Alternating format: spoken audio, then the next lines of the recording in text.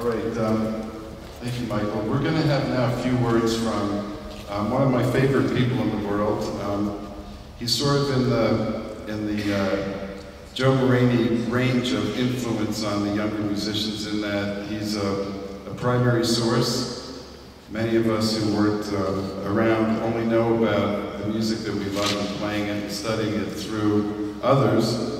And Joe is certainly one of them. You'll hear a lot of about that tonight. But the man I'm about to introduce is someone who, through his writing, has managed to bring the times when the music was being recorded and being played that has influenced us, has written about it in such a way that it becomes very easy for us to imagine how it was to actually be there. And he's a great guy, great supporter of live music and of music in general. Fantastic writer. I have his name here somewhere. Dan Morgenstern.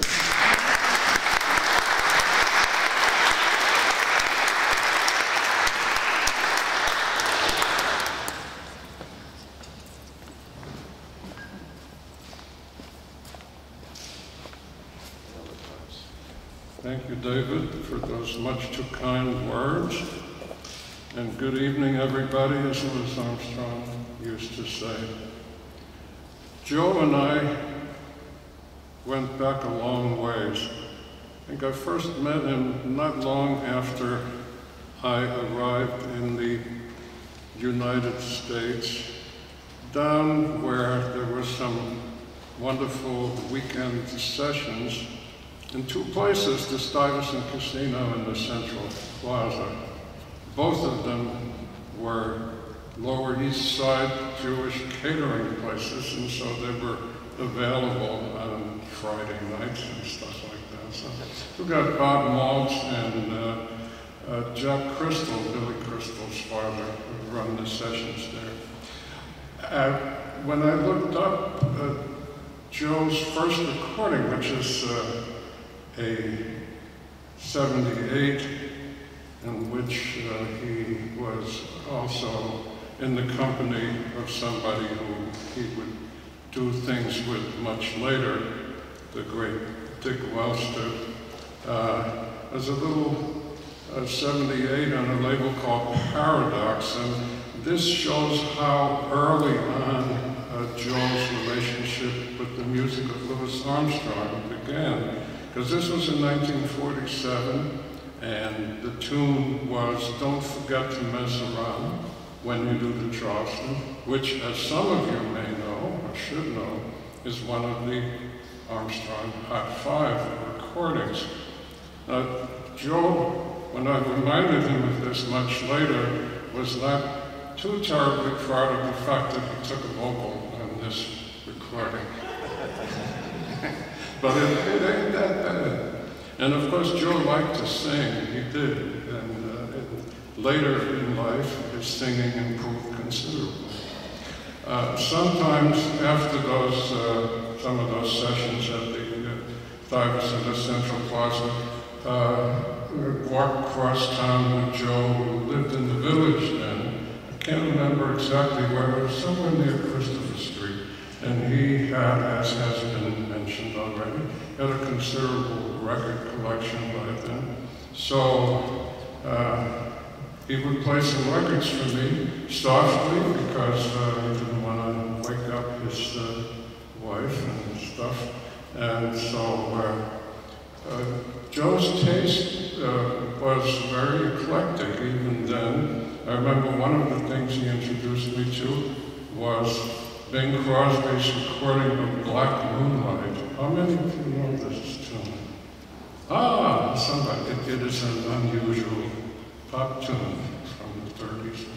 Anyway, we would have some fun in those days. And of course, Joe, you know, he wasn't only a musician, he was a great musician, but he was also, as has been noted parenthetically in terms of talking about him, he was also a jazz historian, and he was also active in the recording industry. You remember that he worked for Bethlehem Records. He wrote a lot of liner notes. He was a good writer. wrote tons of liner notes. He produced some things, and that was, you know, in order to make a living, you have to do different things. You can't always rely on the horn alone. Speaking of horns, by the way, in those early days at Joe's house, he pulled out this strange Hungarian instrument. Scott Robinson was here, he knows about that. It's called the tarragon, is that it? Yeah. It's a cross between a clarinet and there's some similarity to maybe a soprano saxophone. It's got a beautiful sound, and Joe played that very well. His Hungarian roots have been mentioned here, and he was very proud of the fact that the Hungarian cultural establishment recognized him. He played often in Hungary, and there's a beautiful documentary film that was made by Hungarian television in 2008 called Joe Muranyi, A Life in Jazz. And I'm lucky that I have a copy of it because I appear in it for about 30 seconds, greeting Joe in front of Birdland, where David Oswald's band holds forth on Wednesdays. And it's a beautiful documentary about Joe. Joe commented humorously about the fact that during his Armstrong tenure, he managed to arrange, when Louis was touring Europe, a gig for the All-Stars in Hungary by a resort by a beautiful lake, which is supposed to be the largest lake in Europe. I've forgotten the name of it. But the point of it is that it turned out to be one of those very rare instances in the long life of the Armstrong All-Star. It bombed. That means that not enough people showed up to make the kitty. Joe wrote about this in his liner notes to what I think is one of his finest albums. It came relatively late in 2002, and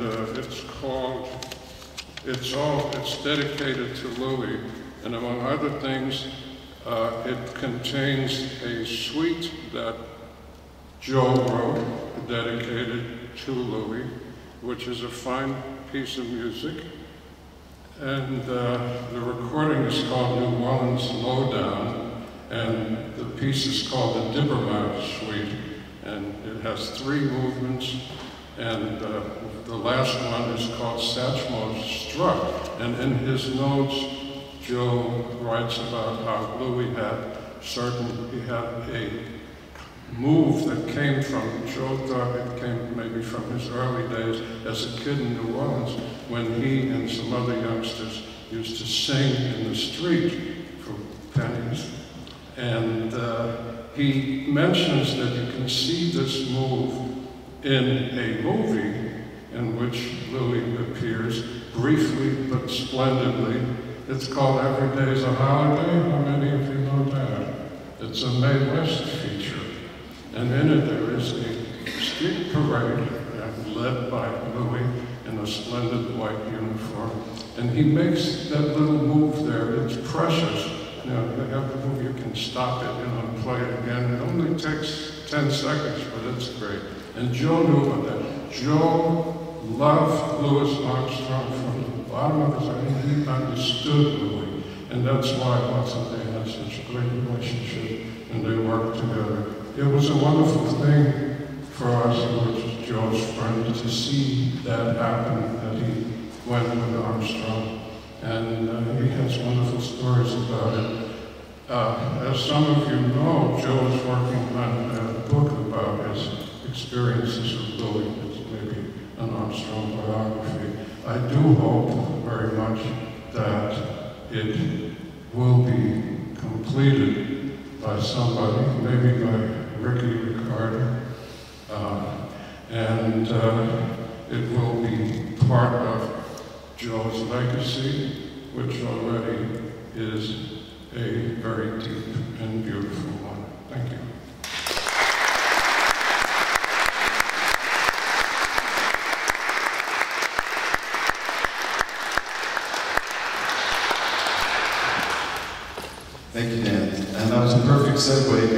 next speaker will be Ricky Riccardi. For those of you who don't know about Ricky, he's a student of dance at Rutgers and is pretty much the embodiment of a Louis Armstrong messenger on Earth. He's got the wonderful combination of a photographic mind, which he actually uses the information not just as a novelty, but he actually understands the history, he understands Louis, he understands the spirituality of Louis, he also understands the mundane details of Louis, he understands the music, he's a piano player himself, and he just came out with a great book called What a Wonderful World, The Later Years of Louis Armstrong. It's a book that should have been written a long time ago, but I guess the world was waiting for Ricky to write it because no one could write it better. He's the archivist at the Louis Armstrong House Museum, and I hope that I'm not stealing your thunder by saying that about 6 weeks ago, Joe actually did ask Ricky to finish his book, so I think that's going to happen. Ladies and gentlemen, Ricky Riccardi.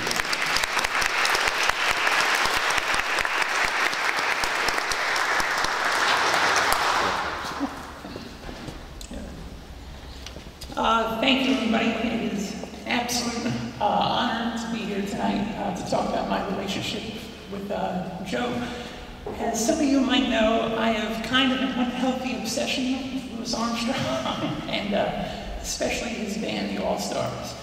And for years, from the first time I ever heard Louis Armstrong's music, when I was 15 years old, I knew I wanted to write a book about Louis and the All-Stars. But for years, I just toyed with it. I did my own research, I bought books, I listened to everything I could find. But while I was kind of waiting around, Arvell Shaw passed away, and Joe Bushkin passed away. And I said, I needed to move fast on this. So in 2005, I began doing interviews. And Dan Morgenstern was my first, and George Avaki.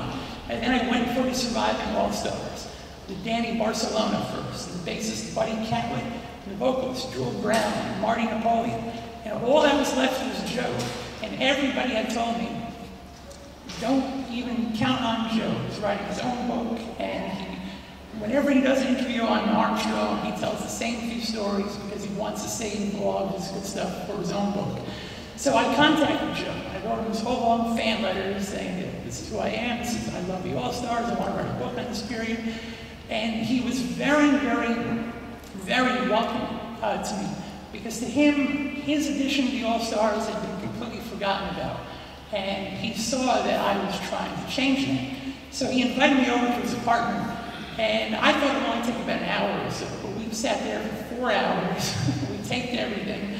And in the beginning, Joe, as was his reputation, he would say, now I'm not going to tell you this one, this is part of my good, I'll clean it up, good stuff, I'll say. But he would always go on and on. Or he would begin the story by saying, now this is one of my insights, and then he would go into a story. And I was hanging on every word, because not so many people had stories like this. This is one of my favorites. Him talking about life on the road with Louis. He said, let's see, it was wonderful, man, wonderful. I guess we hit it off sort of, but the thing was, we're all sitting around, going to go to sleep, waiting for the airplane. And Louis nudges me and says, here, that's a shoehorn. You know, when you go to sleep, your feet swell. You take your shoes off when your feet swell and you want to put them on, they won't go on. You'll wake up before me anyhow, you've got your shoes on, let me have the shoehorn. You know, oh man, the great Louis Armstrong. He loved my kids, he met them a couple of times, my son Paul, my Adrian. I was so pleased that they met him. Pops loved kids, he really loved kids. So Pops changed my life in a lot of ways. He changed my life. So Joe would just go on and on, stories about Armstrong and shoehorns and his love of kids, and it was overload. But by the end, we shook hands, and I knew we would be friends to the end. I knew I was officially in. The next time I saw him was I went to see David Oswald's band at Berkeley, and he greeted me with not one, not two, but 3 yeah mans. From across the room, said, Ricky, yeah man, yeah man, yeah man. And I said, oh, that's it. Yeah, that changed my life, that moment. So again, my whole goal has been to get more respect for Armstrong's All-Stars. And Joe and I began corresponding via email. And one of his emails, you could kind of sense the hurt that Joe felt. He said, in the Collier book, I get one mention in the index, and when you look for it, it's not in the book. And I'm sort of working out of Lewis's story. A while back, there was a traveling pops exhibit. It was in connection with Gary Guinness's book. It was quite nice, but there wasn't one image that mentioned me or the pops band I played with. It really hurt because I'd been there and was tight with the old man. I don't think I'm an important part of his story, career, or another Ed Hall or Barney McGard. But when I think of his introducing me to someone as my clarinet man, well, that means something to me. In a strange way, I'm part of that number. Nobody can take that away from me. And by the time my book was ready to come out, Joe's health was already failing. And I was hoping and praying he would hang on, because I wanted him to at least see this moment where his name would be plastered in a book and his great stories would be told, if only a little bit. Because really, Joe's book, if anything ever is done with it, that is where these stories live. So I actually brought along a few videos because that's the best way to honor Joe and his relationship with Louis. He would talk about this last band. He appeared in this band with Marty Napoleon, Kyrie Glenn, Buddy Cat with Danny Barcelona, and how they didn't really get the respect they deserved. And he was right, they were a fine, fine addition. So let's watch Joe being featured with the All-Stars in London in 1968 doing Undecided.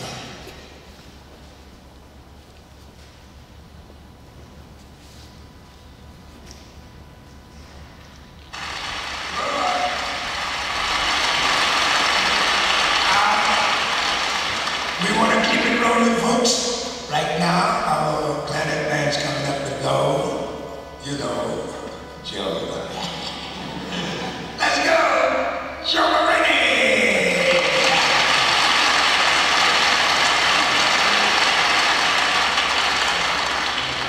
I'd like to play a classical swing era written by the famous Andalusian composer Charles Chage. It's called Undecided Now.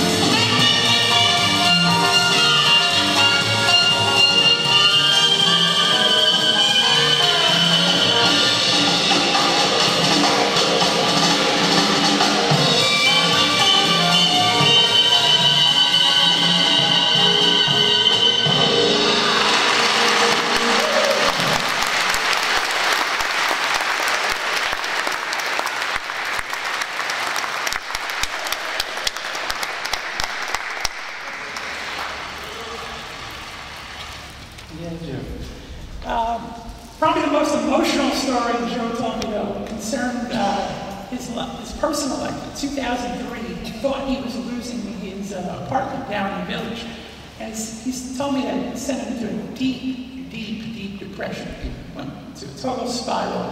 And he said nothing could get him out of it. Except he mentioned his wife, he mentioned his grandkids, but otherwise he was the most depressed he'd ever been in his life. He wasn't sure what he was going to do, what he was going to do with his collection, where he was going to live. And then one night he was watching a documentary on Richard Rogers, and Louis Armstrong appeared in it. And